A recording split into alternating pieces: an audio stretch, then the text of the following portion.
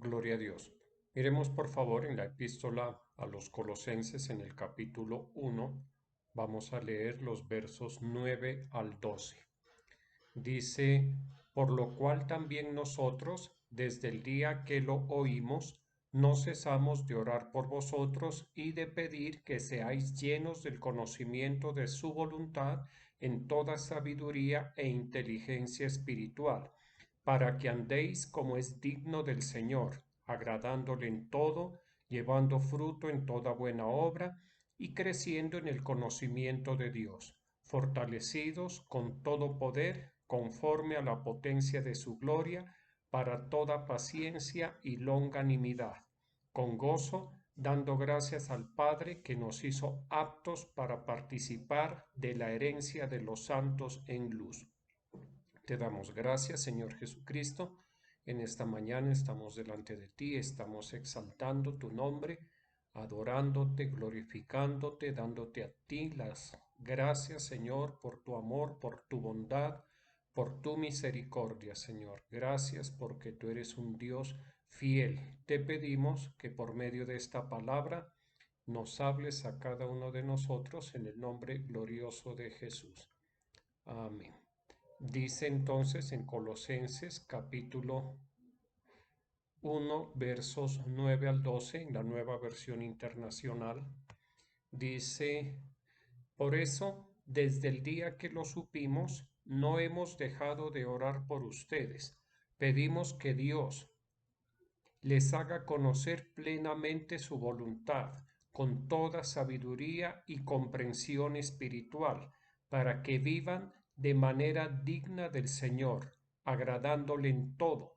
Esto implica dar fruto en toda buena obra, crecer en el conocimiento de Dios y ser fortalecidos en todo sentido con su glorioso poder. Así, perseverarán con paciencia en toda situación y con mucha alegría darán gracias al Padre. Él nos ha facultado para participar de la herencia de los creyentes en el reino de la luz. Bueno, en este pasaje el apóstol Pablo junto con Timoteo se dirigen a la iglesia de los colosenses y en esta parte de saludo y de introducción, el apóstol manifiesta gratitud a Dios por lo que ha escuchado, por la información que le ha llegado a Pablo respecto al buen comportamiento, a la buena actitud y disposición de la gente de Colosas con respecto a la profesión de la fe de nuestro Señor Jesucristo. Y pues Pablo, en su condición de apóstol, de perito arquitecto, dice que no deja de orar por la iglesia de Colosas, por las personas, para que el Señor continúe entregándole lo que pertenece a Dios, lo que es propio de Dios. Menciona la sabiduría, el conocimiento espiritual, en fin, lo que nosotros recibimos de Dios siempre, siempre va a ser bueno. Aún las aflicciones, si Dios aflige, pues esa aflicción tiene un propósito y seguro que después de esa aflicción nosotros vamos a experimentar la bondad del Señor, vamos a experimentar y a tener certeza de que era necesaria esa aflicción conforme al propósito de Dios con nosotros. Y entonces Pablo dice que desde el día que se enteraron Timoteo y Pablo de la buena disposición de la iglesia de los colosenses, no han dejado de orar. Y en esa oración han pedido, como dice aquí, que Dios les haga conocer plenamente su voluntad con toda sabiduría y comprensión espiritual. Siempre hemos hablado acerca de lo importante para nosotros que es conocer la voluntad de Dios. Para conocer la voluntad de Dios, nosotros necesitamos la sabiduría de Dios y el conocimiento que esa sabiduría nos proporciona, conocimiento con respecto a Dios. La voluntad de Dios no es algo, digámoslo así, ni mágico, ni supersticioso, ni que solamente se consigue con pasar tiempo en la iglesia o asistiendo a la iglesia o solamente con leer la Biblia. Como lo dice aquí, la voluntad de Dios requiere que nosotros tengamos sabiduría. Y sabiduría en este caso, en este contexto, podemos entender como la revelación. La sabiduría, les decía, es la revelación del conocimiento de Dios. No podemos tener conocimiento de la voluntad de Dios si primero no conocemos a Dios. Y nunca vamos a conocer a Dios al 100%, pero debemos esforzarnos, proponernos conocer a Dios progresivamente, poco a poco, y así, de esa manera, en cuanto más conozcamos a Dios, más vamos a conocer la voluntad de Dios para con nosotros.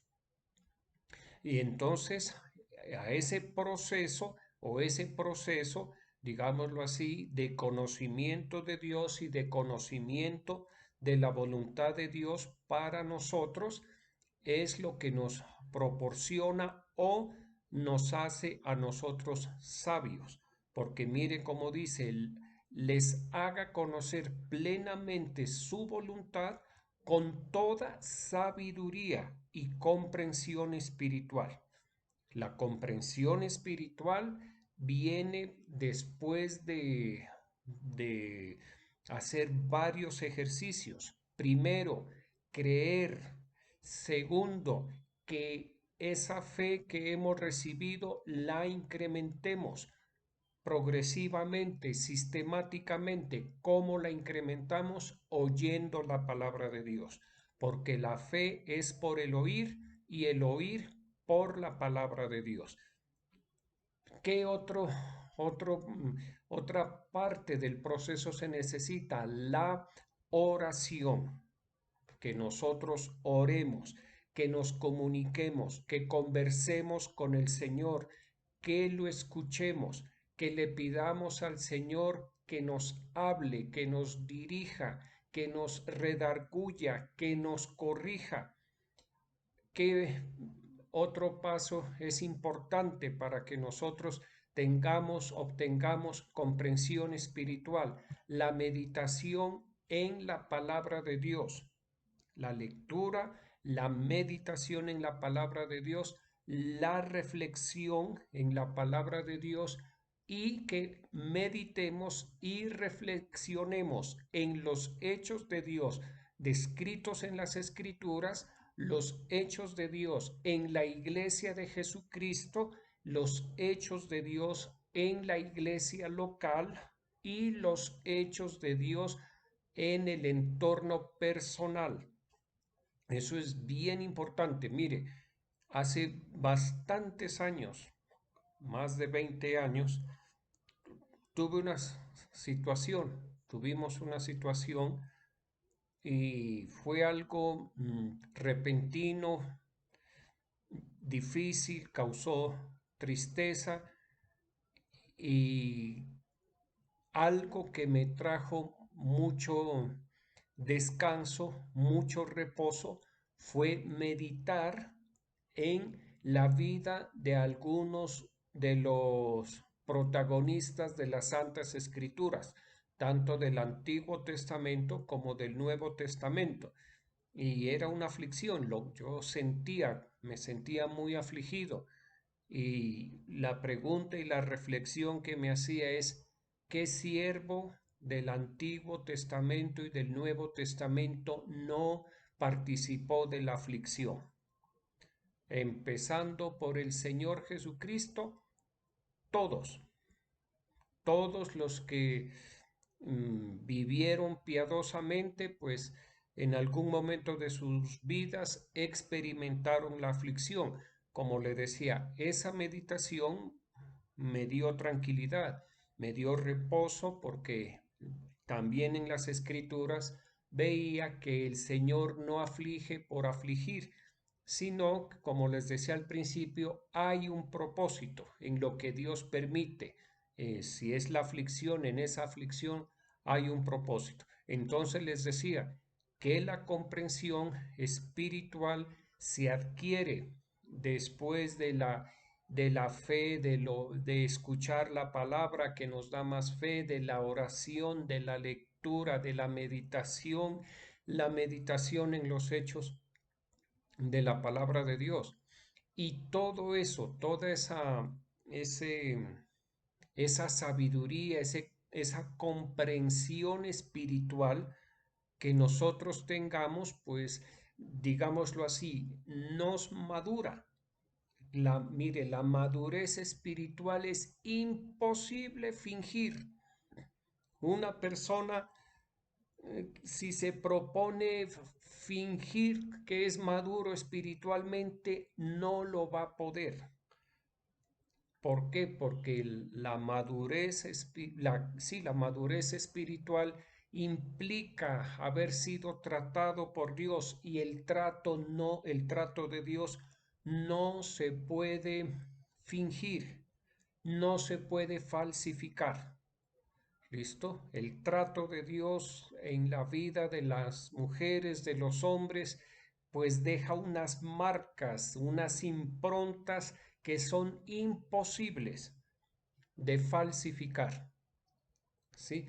Una persona que ha adquirido sabiduría, comprensión espiritual, es una persona que ha sido tratada por Dios, que ha tenido que soportar dificultades, diferencias, en fin, diferencias con las personas de la iglesia, con los familiares, en fin, pero que por causa de la fe en el Señor Jesucristo, por causa de continuar en mm, en esa condición de discípulo, la persona claudica, la persona muere.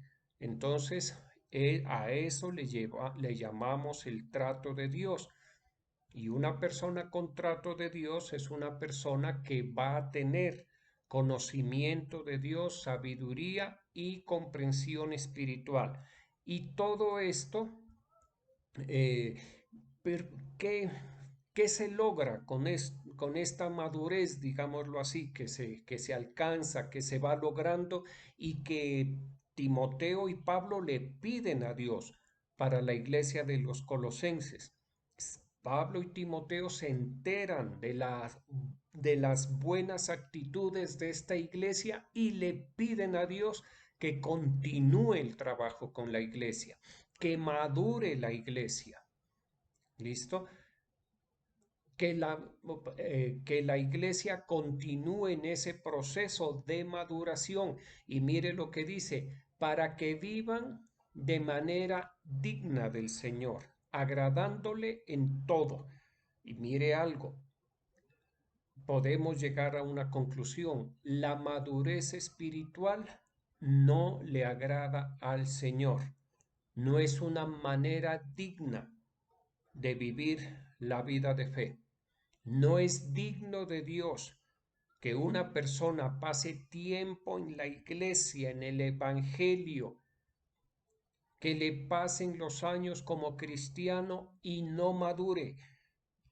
Eso no es digno del Señor Jesucristo. ¿Por qué? Porque el Señor Jesucristo a la iglesia le ha dado todos los elementos necesarios para que la iglesia vaya madurando. Y aparte de eso, una iglesia inmadura comete errores. Una iglesia inmadura o una persona inmadura espiritualmente no glorifica a Dios. Todo lo contrario, le hacen mala propaganda al Evangelio. Y eso, pues, por supuesto que no le agrada al Señor. Mire lo que dice, para que vivan de manera digna del Señor, agradándole en todo. Esto implica, miremos lo que implica agradar al Señor, dar fruto en toda buena obra. Nuevamente dice, crecer en el conocimiento de Dios y ser fortalecidos con su glorioso poder. ¿Mm? Tres, tres puntos que son muy importantes. Dar fruto en toda buena obra, crecer en el conocimiento de Dios y ser fortalecidos en todo sentido con su glorioso poder. ¿A qué se refiere eso? A agradar al Señor. Cuando nosotros damos fruto en las buenas obras, el Señor se agrada. Por ejemplo, algo que es muy importante y es compartir el Evangelio en nuestra casa, que los padres, los hermanos, los hijos, la esposa, los abuelos, en fin, se conviertan al Evangelio por la predicación que nosotros hagamos y por el buen testimonio que nosotros mostremos. Eso al Señor le agrada. Y recordemos que esa es una de las metas, de los objetivos de Dios para con nosotros. Cree en el Señor Jesucristo y serás salvo tú y toda tu casa. Ese salvo tú y ese salvo toda tu casa, eso no es, como le digo, no es mágico. ¿Listo? Para que toda nuestra casa sea salva, pues el testimonio nuestro, los buenos oficios nuestros como creyentes son indispensables. La oración por nuestra familia, la, ¿qué le digo? El cambio de actitudes en nosotros con respecto a nuestra familia. Si antes nos molestábamos por cualquier cosa, nos distanciábamos de la familia por cualquier situación, por orgullo nuestro, en fin, pues ahora como creyentes hay que procurar acercarnos, que ellos vean en nosotros el cambio, que el trato en nosotros, el trato de Dios ha sido efectivo, que nos vean más sencillos, más dispuestos a escuchar, más interesados por las personas, el hombre natural, la mujer natural, sin fe en Jesucristo, que no profesan la fe, en el 99% de las ocasiones son egocéntricos. Entonces el creyente que está profesando bien la fe deja de ser egocéntrico. Se preocupa más bien por llevar fruto para Jesucristo. ¿Listo? Y hace lo necesario.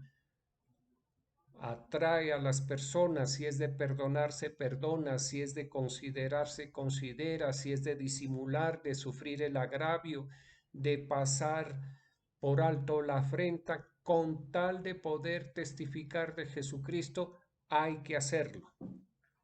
Por eso dice, dar fruto en toda buena obra.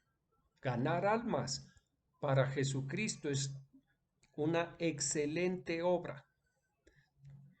Quizás es la más importante para nosotros aquí en la tierra. Hacer obra de evangelista o predicar y llevar almas. El que gana almas para Jesucristo es sabio. Dice, crecer en el conocimiento de Dios. Volvemos nuevamente. Mire que agradarle a Dios implica crecer en el conocimiento de Dios.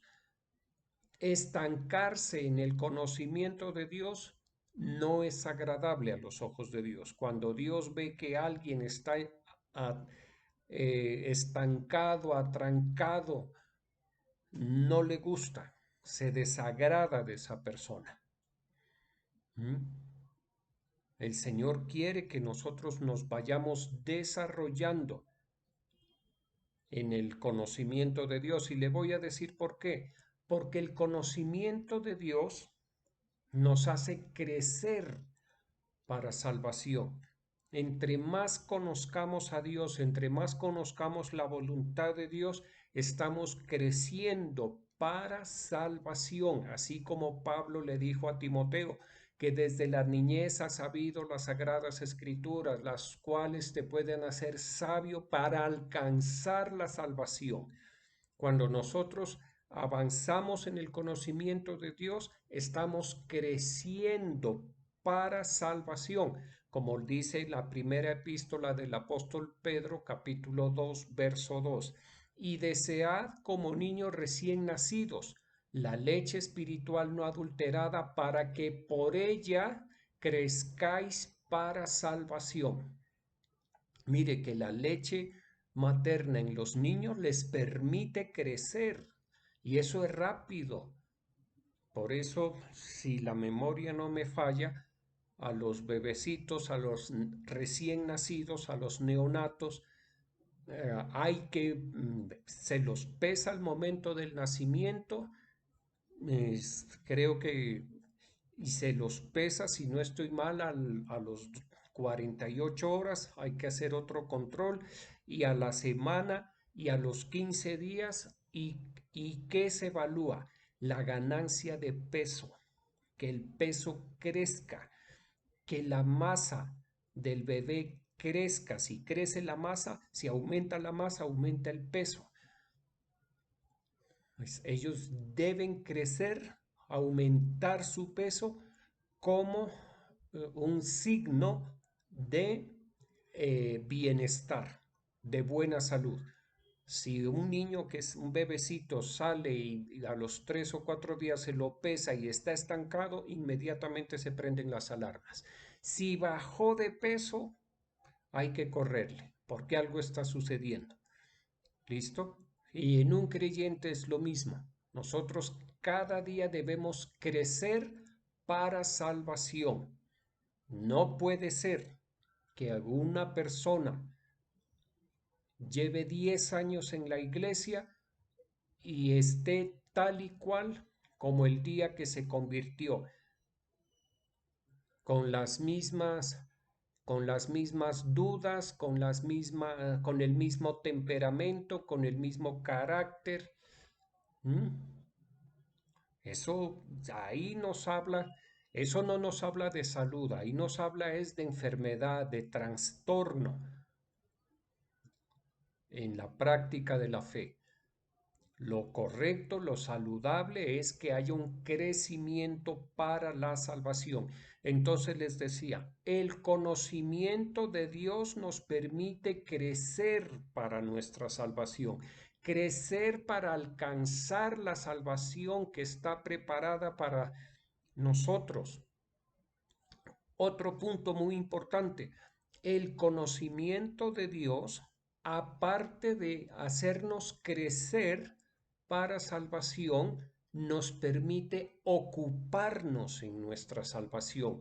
Cuando yo estamos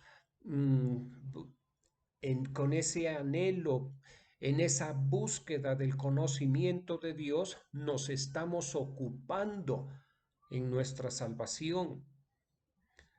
Cuando usted lee la Biblia, se está ocupando en la salvación. Cuando usted memoriza un verso, cuando usted compara versiones, si usted enseña la palabra, cuando usted está preparando una enseñanza, ahí está adquiriendo conocimiento de Dios. Y por otra parte, se está ocupando en las cosas que tienen que ver con su salvación. Cuando usted asiste a una iglesia, a escuchar la palabra, cuando pone su atención en la palabra de Dios, está ocupándose en su salvación.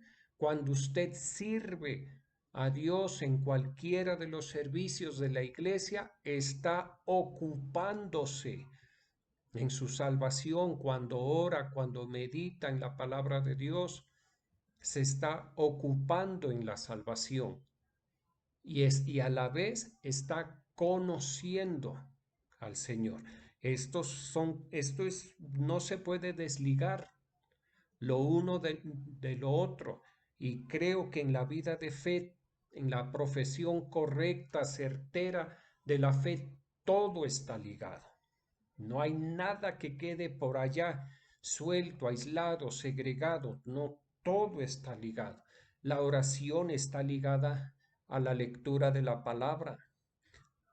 Uno se da cuenta de las personas, si una persona lee la palabra de Dios, cuando lo escucha orar. Cuando una persona lee, medita, reflexiona la palabra de Dios, memoriza, pues va a orar como se debe orar bíblicamente. ¿Listo? La oración, la lectura de la palabra, la búsqueda del rostro de Dios nos dejan fortalecidos para predicar el Evangelio de nuestro Señor Jesucristo, nos dejan, ¿cómo le digo? Absolutamente listos, dispuestos, de tal forma que en la primera oportunidad que tengamos de predicar el Evangelio, pues lo hacemos. No nos quedamos que cómo hago, que qué digo, que por dónde empiezo, nada, eso fluye. ¿Listo? En la profesión de fe todo está ligado. Y mire cómo continúa diciendo, dice, ya hablamos de dar fruto en toda buena obra, de crecer en el conocimiento de Dios, que implica crecer en nuestra salvación y que implica ocuparnos en nuestra salvación. Y dice, y ser fortalecidos en todo con su glorioso poder. ¿Mm? Mire, todo está conectado. Cuando yo leo la escritura, cuando escucho la palabra, cuando recibo una administración, cuando reflexiono en la palabra de Dios, me estoy fortaleciendo. Y al Señor le agrada que yo esté fortalecido en el Señor, que espiritualmente yo esté fortalecido. La fortaleza espiritual es resultante de varias actividades. La fortaleza espiritual en una persona me indica que esa persona ha adquirido conocimiento de Dios, me informa a mí que esa persona se ha dedicado a orar, a estudiar la palabra de Dios, a aplicar la fe, a obedecer la fe. Si yo encuentro una persona debilitada, pues y que permanezca así debilitada, porque uno en algún momento puede estar débil en la fe, pero no permanecer débil en la fe, que la debilidad espiritual no sea la constante, que la debilidad espiritual no sea la regla, sino la excepción, que la regla sea el estar fortalecidos espiritualmente, gozosos espiritualmente, bendecidos. Mire, un término que antes, pues no antes, sí tal vez lo utilizábamos más, en victoria. ¿Mm? Eso es bien importante, que usted sienta que está victorioso, que usted sea consciente de la victoria que Jesucristo le ha permitido, que la profesión de fe le ha permitido alcanzar. Eso debe ser, como le digo, aquí está la palabra. Eso debe ser una comprensión espiritual en nosotros. Yo comprendo en mi espíritu que la profesión de fe me ha hecho un hombre victorioso, una mujer victoriosa, una ama de casa victoriosa, una esposa victoriosa, un esposo victorioso, un hijo victorioso, que honro a mis padres, que cumplo con mis deberes, que entiendo los tiempos de Dios para mi vida. Sé que es el tiempo de estudiar, de prepararme. Sé el esfuerzo que están haciendo mis progenitores para darme la educación. La aprovecho al máximo. Eso es un creyente, un cristiano victorioso. ¿Mm? Sirvo al Señor, esta juventud, esta fuerza, estos bríos, estas habilidades que tengo por mi juventud, las invierto en el Evangelio. Y eso lo hace un cristiano victorioso. Eso, en otro ministerio, cuando estábamos, antes de que el Señor nos hablara y nos autorizara que salgamos del ministerio, esa palabra era muy frecuente. Me preguntaban cómo está y la respuesta no era bien nomás, ni muy bien, sino en victoria. ¿Cómo está? En victoria, en victoria. Y eso eh, debe ser una verdad en nosotros. ¿Cómo está? En victoria. ¿Cómo van las cosas? Victoriosas, cómo está la situación muy bien por la victoria de nuestro Señor Jesucristo. ¿Mm? Es que la iglesia de Cristo es una iglesia victoriosa. La iglesia de Cristo es un conjunto de mujeres, de hombres, de ancianos, de niños que están experimentando las victorias del Evangelio de nuestro Señor Jesucristo en sus vidas. Por eso dice, y ser fortalecidos en todo sentido con su glorioso poder. Claro, ¿cómo no vamos a estar victoriosos si en todo sentido somos fortalecidos con el glorioso poder de nuestro Señor Jesucristo? Mire, mire las palabras, glorioso poder, no es cualquier poder. Aquí en la tierra, entre los seres humanos, en la creación de Dios hay poderes, el poder de las aguas, la potencia de las aguas, del caudal de un río, del caudal de unas aguas, de una represa, la potencia de los vientos, de los mares, la, el poder de la energía solar, etcétera, etcétera, etcétera, de los combustibles. Eso es potencia, es poder, pero hay un poder que es glorioso, que es incomparable. Es glorioso, es incomparable. ¿Por qué? Porque es el poder que está en Dios con el cual ha hecho Él de su beneplácito la creación. En la luz del sol hay mucho poder, pero hay más poder para construir y crear el sol. Si me estoy haciendo entender, no hay término de comparación. Sí, y ser fortalecidos en todo sentido con su glorioso poder. Así perseverarán con paciencia en toda situación. Claro, cuando para perseverar con toda paciencia se necesita estar bien espiritualmente, tener salud espiritual, haber crecido espiritualmente, haber llevado fruto. Así uno, ¿qué va a querer salirse de la iglesia? Uno está contento en la iglesia, uno quiere es tener más y más experiencias de victoria en su vida personal. Uno que va a estar extrañando el mundo, ¿m?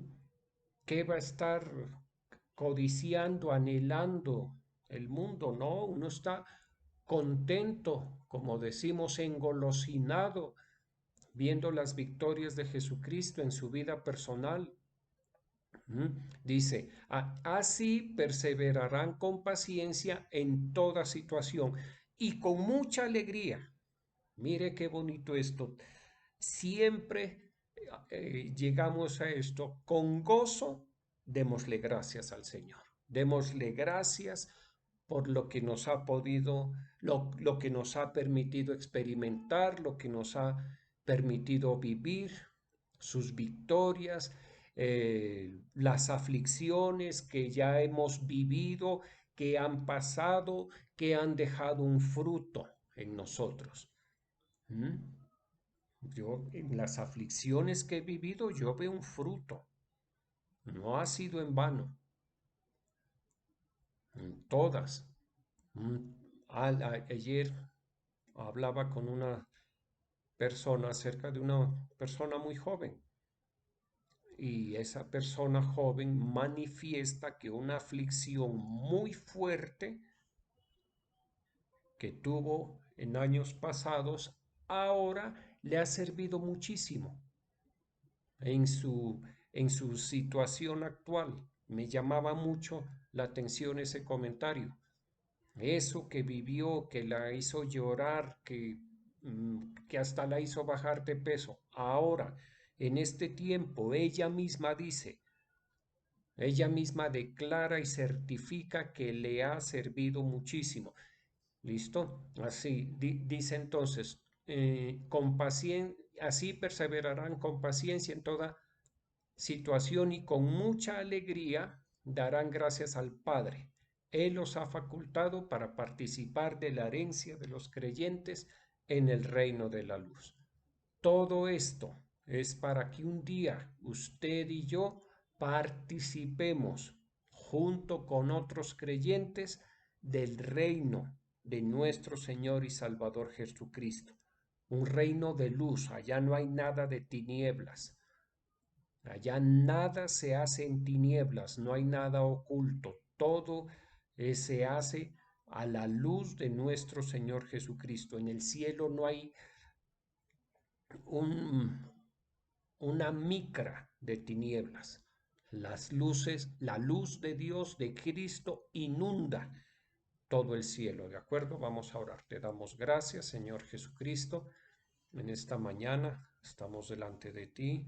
Yo pongo ante tu presencia la siembra que tus hijos hacen en tu reino, Señor, la semilla que ellos ponen delante de ti, porque eres tú quien da pan al que come y semilla al que siembra. Señor, bendice y multiplica esta semilla en el nombre de Jesús. Señor, ayúdanos cada día. Yo estoy orando por la iglesia, que tú le concedas más sabiduría, más conocimiento, más comprensión espiritual, más comprensión de tu voluntad para con ellos, Señor. Que les permitas a cada uno crecer en el conocimiento de Dios para salvación, que les permita, Señor, ocuparse en su salvación, que individualmente cada uno tenga esa conciencia de ocuparse en su salvación, de crecer en el conocimiento de Dios,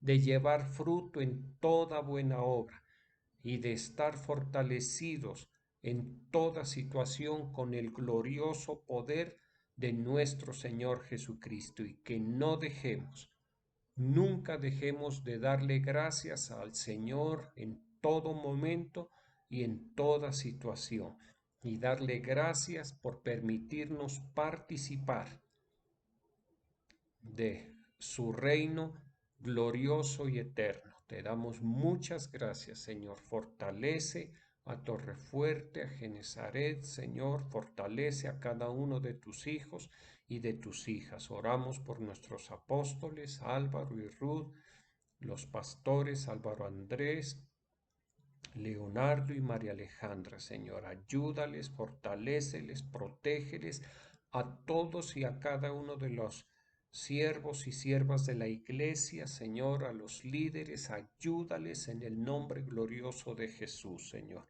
Oramos por la paz de tu pueblo amado, por la paz de Israel, para que tú guardes a tu pueblo amado, que sea Israel sea rodeado, Señor, de muros, de antemuros, de protección, Señor. Permíteme bendecir a cada uno de tus hijos y de tus hijas en el nombre del Padre, del Hijo y del Espíritu Santo. Amén.